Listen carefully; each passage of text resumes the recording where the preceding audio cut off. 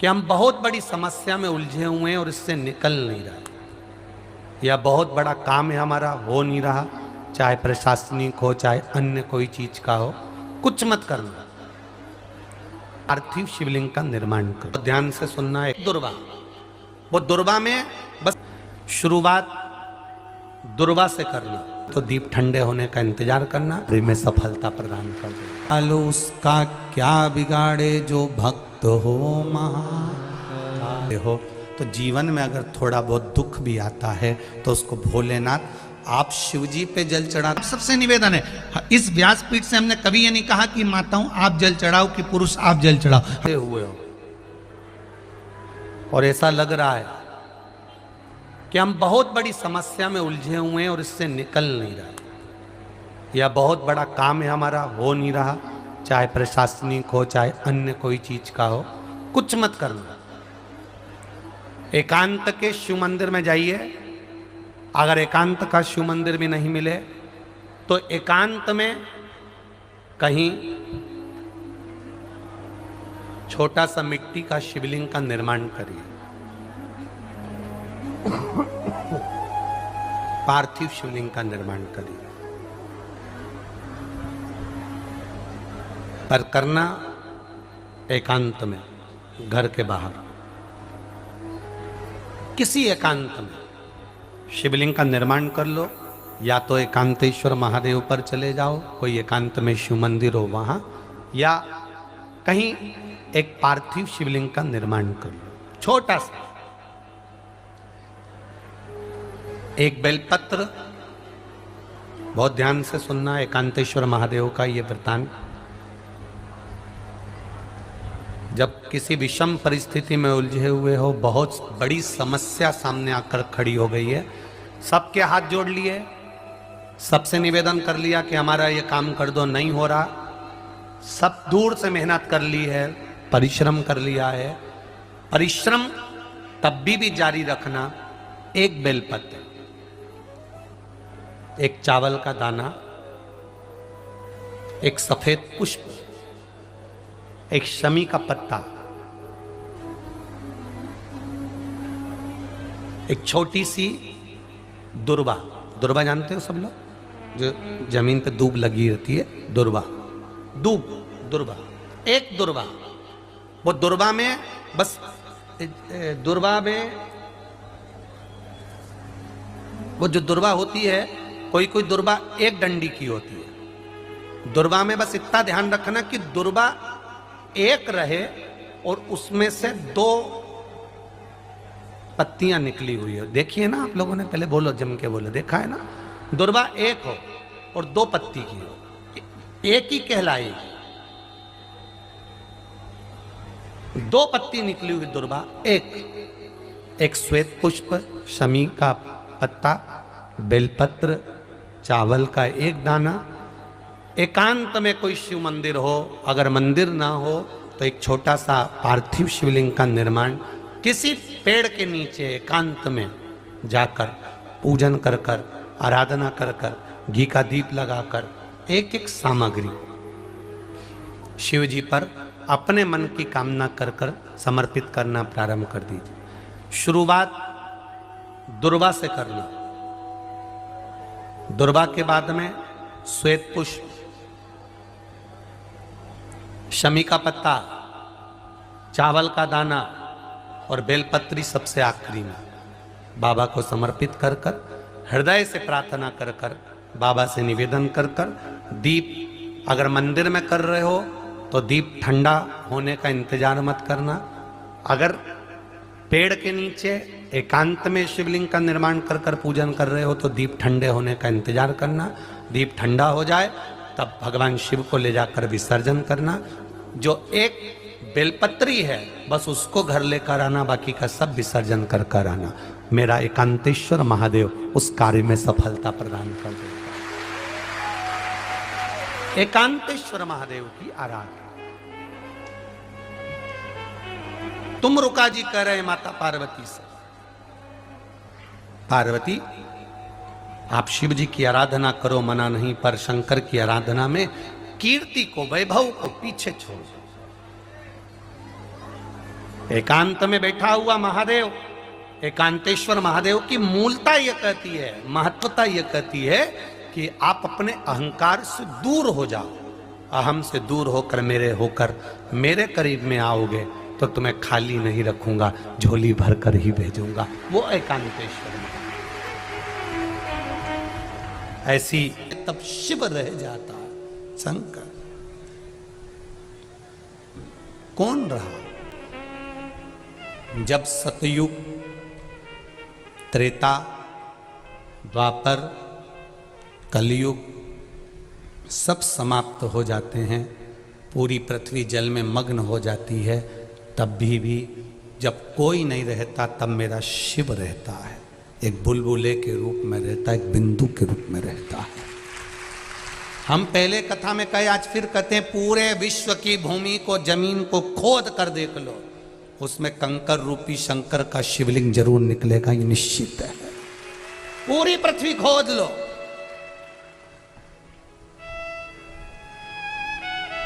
सारी मूर्तियों के निर्माण बाद में हुए हैं, पर शंकर भगवान तो प्रथम में है। ना जाने कितने सतयुग, ना जाने कितने त्रेता, कितने द्वापर, कितने कलयुग निकल गए, तो भी मेरा शिव है और मेरा ओघड़दानी रहेगा। वो निश्चित है और रहना है।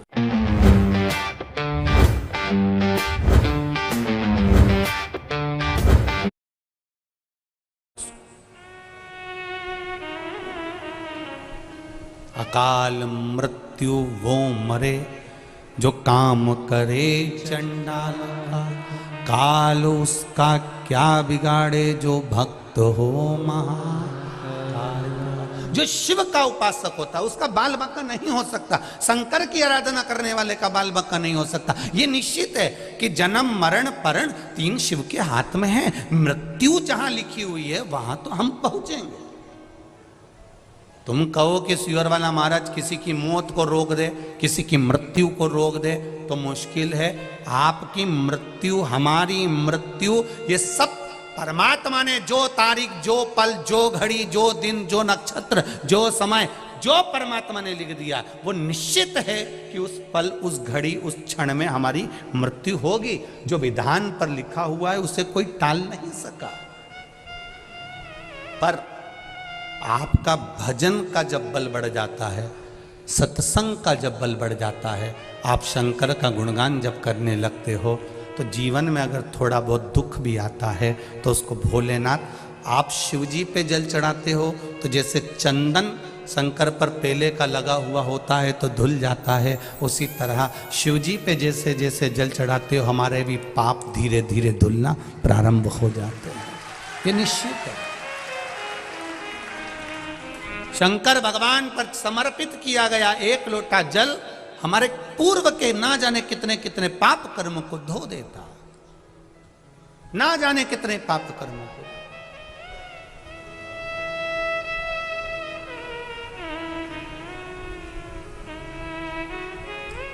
आप चलकर आए हो, कोई 80 किलोमीटर, कोई 100 किलोमीटर, कोई 150 किलोमीटर, कोई 200 किलोमीटर, ना जाने कहां से कथा सुनने आए हो, कोई 30 किलोमीटर, कोई 50 किलोमीटर। आप जितने कदम चलकर आए हो, जितना जितना आप दूर से आए, बाबा ने सुना है आपका, हृदय चित्त धारण करा है शिव। भोला रो रहा है, शिव ने संभाला, परिवार ने संभाला। परिवार जब कोई नहीं, तब भोला रोज शिव जी के मंदिर जाता, पूजन करता, आराधना करता, गंगा नहाने के लिए सुबह सुबह जाता। तो लोगों ने कहा, ओ भोला तू आंख से अंधा है रे, गंगा नहाने जाता है, बह जाएगा, पांव फिसल जाएगा, मर जाएगा, प्राण छूट जाएंगे तेरे। बोला तू आंख से अंधा है, तुझे दिखता नहीं है। हे भोला तुझे दिखता नहीं है, पांव फिसल जाएगा तेरा, तू मर जाएगा, पानी में गिर जाएगा, गंगा में डूब जाएगा। अब एक शब्द भोला का याद रखना, आप सबसे निवेदन है, इस शब्द को मत भूलना। भोला कह रहा है कि मुझे नहीं दिखता पर मेरे महादेव को तो दिखता है। भोला कह रहा है मुझे नहीं दिखता पर मेरे महादेव को तो दिखता है। एक बात आप लोगों को कही थी अभी रायपुर की कथा में, अंधे व्यक्ति की हड्डी कभी नहीं टूटती गिर के, आंख वाले टूटते फूटते रहते हैं। भगवान ने तुम्हारी इतनी बड़ी बड़ी आंख दी, उसके बाद भी गड्ढे में गिरी जाते हैं, और अंधा व्यक्ति नहीं गिरता। क्यों? अंधे के पास में एक डंडी रहती है, उससे वो टेक टेक कर देख कर संभल कर चलता है। भले आंख नहीं है, पर डंडी से छू छू कर संभल कर चलता है। और जिसको भगवान ने आंख दी, वो तो अंधे जैसा अड़भंगा चलता है, यहाँ कूद गया वहां कूद गया, चला चला सीढ़ी पे चढ़ते चढ़ते लुढ़कते। अब भगवान ने इतनी आंखें दी है, सब कुछ दिया है, चलते चलते तुम रोड पे देखना, तुम जाओ तो सही। जब जाओगे इतनी भीड़ जब बाहर निकलती है, कोई इससे टकरा रिया, कोई इससे टकरा रिया है, कहीं से टुल्ला मार, कहीं से टुल्ला मार। भगवान ने आंख दी, फिर काय के लिए दी? थोड़ा बच के चलो ना।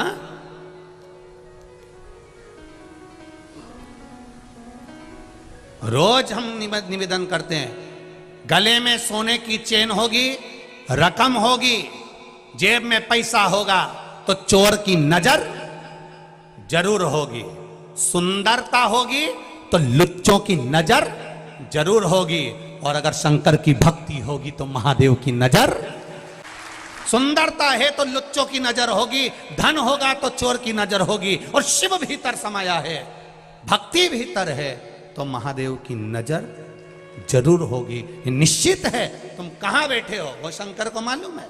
बोला कह रहा है, मेरी आंख नहीं तो क्या हुआ, महादेव तो देख रहा है। मैं नहीं देख सकता तो क्या हुआ, मेरा महादेव तो देख रहा है। आप किसी के साथ बुरा करेंगे, कोई नहीं देख रहा, पर महादेव तो देख रहा है। आप अच्छा करेंगे, कोई आपका यश गुण नहीं गा रहा, सब दूसरे का नाम ले रहा। मेरा तो कोई बोल ही नहीं रहा, मैंने तो इतना खर्चा करा, मैंने तो ऐसा करा, मैं तो जजमान बना, मेरा तो नाम ही नहीं आया, मेरा तो ये नहीं आया। तो अपने को टेंशन नहीं लेना, तुम तो बस तुमने कर दिया, आगे उसने देख लिया।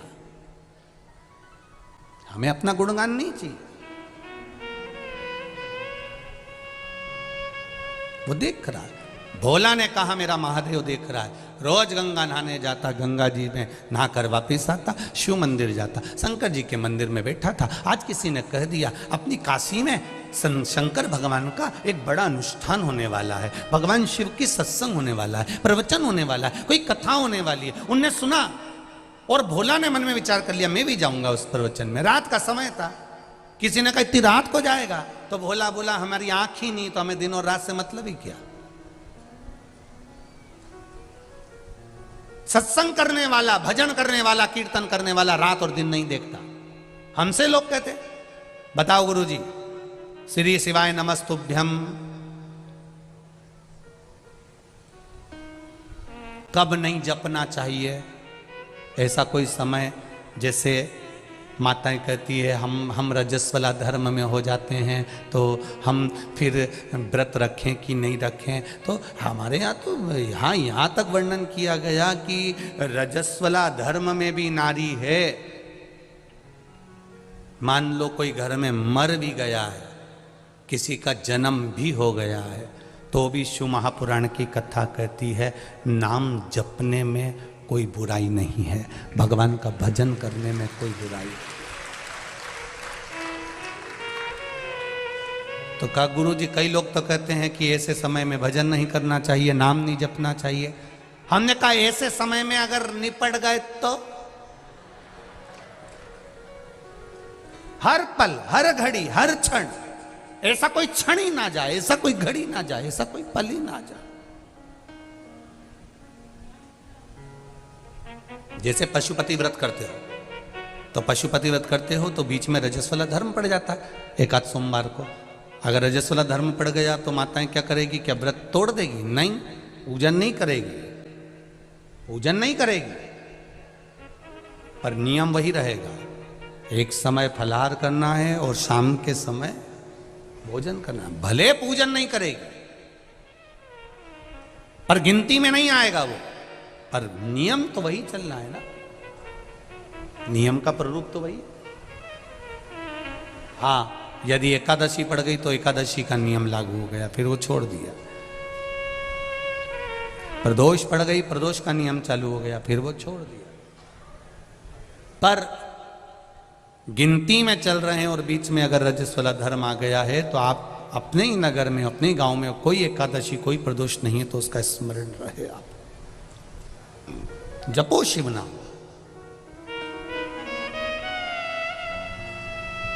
कहा मैं सत्संग में जाऊंगा तो किसी ने कहा रात में तो भोला कहता है मेरी तो आंखें नहीं, दिन और रात मेरे लिए बराबर है। भगवान की भक्ति के लिए कोई समय नहीं होता कि सुबह ही भगवान का भजन करना पड़ेगा, कि शाम को ही भगवान का भजन करना पड़ेगा, कि रात्रि को, कि दिन में।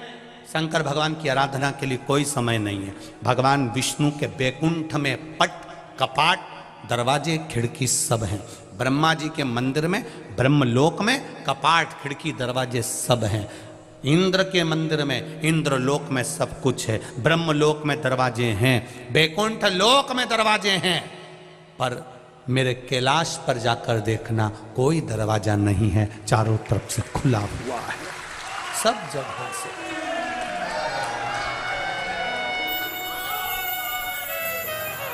बैकुंठ में दरवाजा है, ये हमारे शास्त्र भी कहते हैं। शास्त्र को पढ़कर देखिए, बैकुंठ में दरवाजा मिलेगा, ब्रह्मलोक में दरवाजा मिलेगा, इंद्रलोक में दरवाजा मिलेगा, देवलोक में दरवाजा मिलेगा, पर दरवाजा नहीं मिलेगा तो भगवान शिव के द्वार पर, भगवान शंकर के द्वार पर। तुम तो गंगा जी के घाट पर रहते हो, गंगा के घाट पर जाकर देखना, कहीं कहीं शंकर जी का शिवलिंग रखा हुआ, वहां कोई दरवाजा ही नहीं है। ऐसे ही भोलेनाथ जी बैठे आराम से घाट पे, लोटा भरो, डालो और जाओ। और लोग गंगा जी नहाने के वाले गीले कपड़े से लोटा भर भर के भगवान शंकर को चढ़ा चढ़ू के वो जा रहा है। शंकर जी भी कह रहे ऐसी खुश रहो, बस आनंद हो, कोई दिक्कत नहीं, दिखावा मत करो, बस अड़भंगा है मेरा शिव। शिव के पास में दरवाजा नहीं है, शिव के पास में द्वार नहीं है, शिव के पास में खिड़की नहीं है। किसी ने पूछा भोलेनाथ जी तुम्हारे यहां दरवाजा नहीं है, दरवाजा बंद नहीं करते? शंकर भगवान बोलते हैं घर की मां, घर का बूढ़ा बाप दरवाजा बंद कर कर नहीं सोता, उसको मालूम है बेटा कभी भी आवाज लगा देगा तो माँ बाप को दौड़ कर आना पड़ेगा। कई कई घर में तो बूढ़े माँ बाप हॉल में सोते हैं, हॉल में, कमरे में भी नहीं सोते। मेरे बच्चों को जरूरत पड़ गई तो बहुएं बाद में उठती है, बच्चों की आवाज सुनकर, पर घर के बुजुर्ग पहले उठ जाते हैं, आवाज लगाते हैं, बहू छोरा रो रहा है, बेटा बच्चा रो रहा है, छोरा बच्चा रो रहा है। उसके कानों में, दादी के कानों में, दादा के कानों में, छोटे से बच्चे की भी आवाज, उसकी पायल की झनकार भी सुनाई दे जाती है कि मेरा पोता रो रहा है, मेरी पोती रो रही है, मेरा नाती रो रहा है, मेरा पंती रो रहा है। जरा विचार करिए, घर का बुजुर्ग है, जिनको राम भी भजते हैं, जिनको कृष्ण भी भजते हैं, जिनको इंद्र भी भजते हैं, 33 कोटि देवता जिसके स्मरण में लगा रहता है वो देवाधिदेव महादेव है, वो जगत का बाप है, जगत का पिता है। वो मेरा शंकर ओघड़दानी हमारे घर का बुजुर्ग है, वो कभी नहीं सोता। आप पुकारोगे तुम्हारे सामने आकर खड़ा हो जाएगा। तुमने पुकारा और तुम्हारे सामने, वो निश्चितता तुम्हारे सम्मुख में आ जाता, तुम्हारे सम्मुख में।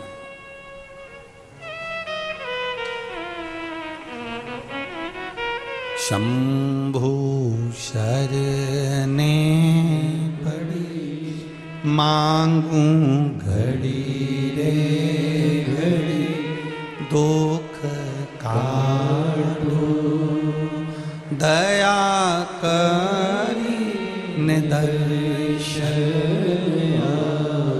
उसकी कृपा चाहिए। भोला जा रहा था, रात का समय था, रेलवे ट्रैक पार करना था। पार करते समय उसको नहीं मालूम कि सामने से ट्रेन आ रही है। अपनी मस्ती में भजन करता हुआ जा रहा, जनता चिल्ला रही ये मर जाएगा, सामने से ट्रेन आ रही है। ये कोई कथा पुरानी नहीं है, ये कथा इसी कली काल की है, काशी की है। जाते जाते ट्रैक पर भोला था, थोड़ा सा आगे बढ़ रहा था, सामने से ट्रेन आ रही थी। सारे गांव के लोग कह रहे थे अब तो ये अंधा मर जाएगा। इतनी देर में कोई सांप, एक सर्प उसके पांव से लिपट गया और दोनों पांव को गांठ बना ली। भोला गिर गया, ट्रेन निकल गई। गांव के लोग देखते रह गए। गजब शिव भक्त था, गजब शिव, गजब शंकर की आवाज। ट्रेन गई, सांप भी पांव से लिपटा हुआ वो सर्प भी निकल कर चला गया, सर्प भी चले गए। किस रूप में मेरा महादेव आता है हमको नहीं मालूम पड़ता। अब देखिएगा महाराज, शिव महापुराण की कथा कितना सुंदर वर्णन कर रही है कि एक लोटा पानी का फल क्या है। माताओं जरा आप ध्यान दीजिएगा। हाँ, कई लोग कहते हैं गुरुजी आप पुरुषों को तो कहते ही नहीं हो कि एक लोटा पानी चढ़ाओ, कि पुरुष लोग मंदिर जाएं, कि पुरुष लोग भगवान शंकर का आराधना करें, पूजन करें। मेरा आप सबसे निवेदन है, इस व्यासपीठ से हमने कभी ये नहीं कहा कि माताओं आप जल चढ़ाओ, कि पुरुष आप जल चढ़ाओ। हम तो निवेदन सबके लिए करते हैं कि आप सब मिलकर, गला पकड़ रहा है बाबू, आप सब मिलकर आप शिव की आराधना करिए, आप सब मिलकर भगवान शंकर का आराधना करें। एक लोटा पानी, चाहे पुरुष हो, चाहे स्त्री हो, चाहे बच्चे हो, चाहे युवान हो, चाहे बड़े हो, वो जल शिव को समर्पित करें, शंकर को चढ़ाएं।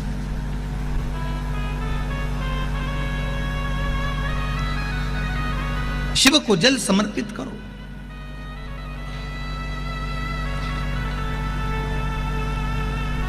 शंकर को जल चढ़ाइए। उसका फल क्या है महाराज? शिव जी की कुछ चीजें बड़ी प्रिय है। एक भस्म का त्रिपुंड, एक गले में रुद्राक्ष की, जम के बोलिए, माला। और अगर रुद्राक्ष की माला नहीं भी हो तो एक रुद्राक्ष आपके गले में हो, एक रुद्राक्ष।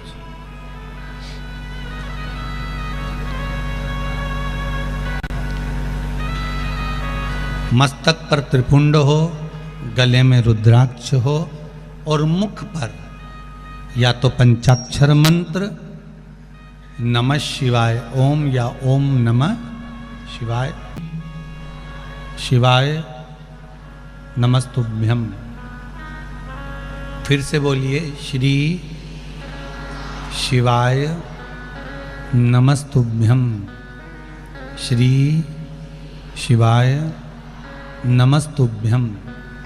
पंचाक्षर मंत्र या शिव महापुराण का मूल मंत्र आप उसका स्मरण कर लें।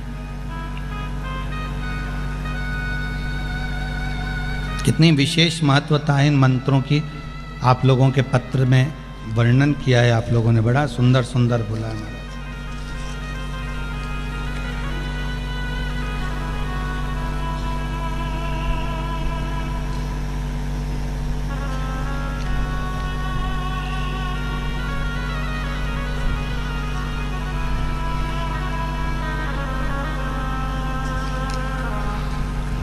कोई विद्या दीपक जी रघुवंशी हैं, जहाँ कहीं बैठे हो हाथ हिलाइएगा जरा।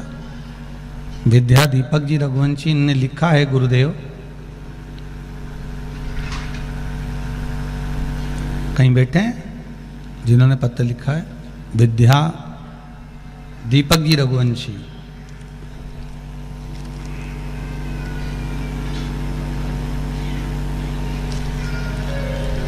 इन्होंने पत्र में लिखा है कि गुरुदेव आषाढ़ महीने में मैंने पशुपति व्रत किया था, मेरी 2 मनोकामना थी जिसके लिए मैंने व्रत किया था। एक पति का श्री शिवाय नमस्तुभ्यम। स्वागत है आप सभी का आपके अपने चैनल में।